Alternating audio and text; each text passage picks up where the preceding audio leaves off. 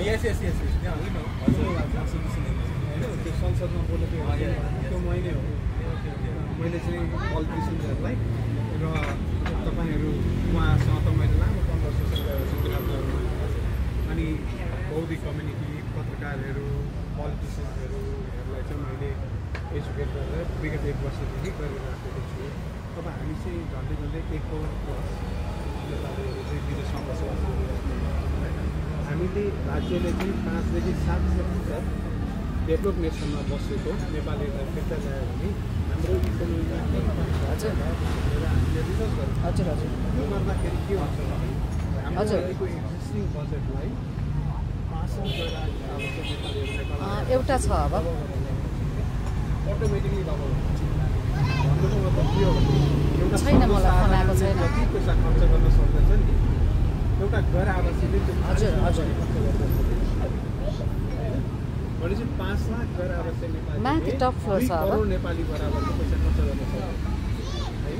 जब तपाईले त्यो लेभलको त्यो बानेश्वरकै भाइ हो राज्यले त त्यसबाट केही पर्सेन्टेज हजुर एजेन्ट होइन उहाँ आफै आउनु भएको नम्बर हेरेर हाउसिङ कर लिन्छ हैन प्रपर्टी ट्याक्स लिन्छ यो सबै कुरा गर्दाखेरि म अलि बाहिर छु कि हाम्रो म बाहिर छु कि म अलि पछि कुरा गर्छु ल म यहाँ मिटिङमा छु। तपाईको अहिले टोटल रेभेन्यू हाम्रो 12 खर्ब रुपैयाँ हजुर जेनेरेट गर्छ हैन।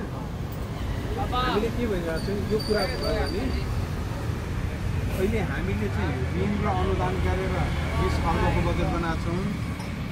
5 लाख गरेर आवश्यक नेपालीहरू यहाँ आइदियो भने उनीहरू त्यतिकै मात्रै आउँदैन हैन उनीहरूसँग स्किल पनि लिएर आउँछ पैसा पनि लिएर आउँछ अनि त्यसले चाहिँ रोजगारी पनि जेनेरेट गर्छ अनि त्यो मल्टिपल चेन इफेक्ट हुँदाखेरि हामी 40 खर्बको बजेट बनाउँछौँ हैन।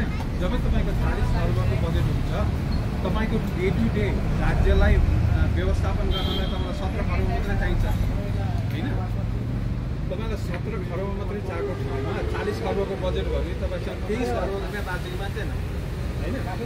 अब हेर्नुहोस् है इन्ट्रेस्टिङ तपाईँको 23 खर्ब रुपियाँले अहिले 3 खर्ब मात्रै विकास गर्न सक्छ भनेपछि 20 खर्ब रुपियाँ हामीले वार्षिक डेभलपमेन्टको लागि खर्च गऱ्यौँ भने 7 वर्षमा जति हामी विकास गर्छौँ त्यो 1 वर्षमा हुने हो। 10 वर्षको मा चाहिँ हामीले 70 वर्षमा डेभलपमेन्ट गरायौँ हैन। अनि अर्को कुरा के छ भन्दाखेरि उहाँ विदेशमा पढेर आउनुभयो हैन उहाँको थट प्रोसेस र सर्वसाधारण नेपालीको थट प्रोसेस त फरक छ।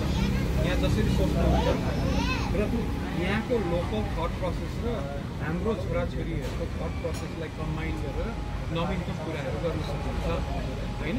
अनि यो सब कुरा गर्नको लागि चाहिँ के छ भन्दाखेरि तपाईँहरूको भोइस पनि के हुनु पर्यो भन्दाखेरि गैर आवासीयहरू जो वंशजका नागरिक थिए ती वंशजका नागरिकहरूको नागरिकताको हुनु पर्यो भनेर तपाईँहरूले पनि बोल्नु पर्यो।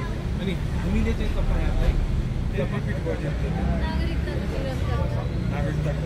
वंशजको नागरिक जो वंशजको नागरिक थिए उनीहरू परिस्थितिवश विदेशमा होइन बेसिकली तर त्यो कसलाई मात्रै भन्दाखेरि वंशजको नागरिकलाई मात्रै जसको बुवामा वंशजको नागरिक तिनका छोराछोरीहरूलाई चाहिँ वंशजको नागरिकताको निरन्तरता किन त होइन। अब मान्छेले सोच्दाखेरि त दुईटै हातमा लड्डु भनेर सोध्ला नि भएको चाहिँ कुरा के हो भने मेरो एकजना साथी चाहिँ लस एन्जलस एयरपोर्ट भनेर बसिरहेको होइन विश्वभरिबाट एयरपोर्ट कसरी बनाउने एयरपोर्टको व्यवस्थापन कसरी गर्ने वर्ल्ड क्लास एयरपोर्ट कसरी बनाउने पढ्न जान्छ उहाँको ईश्वर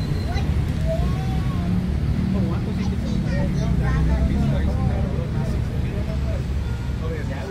त्यो मान्छेलाई उताको नागरिकता छोडेर नेपाल आइज भन्यो भने मान्छे कदापि आउँदैन।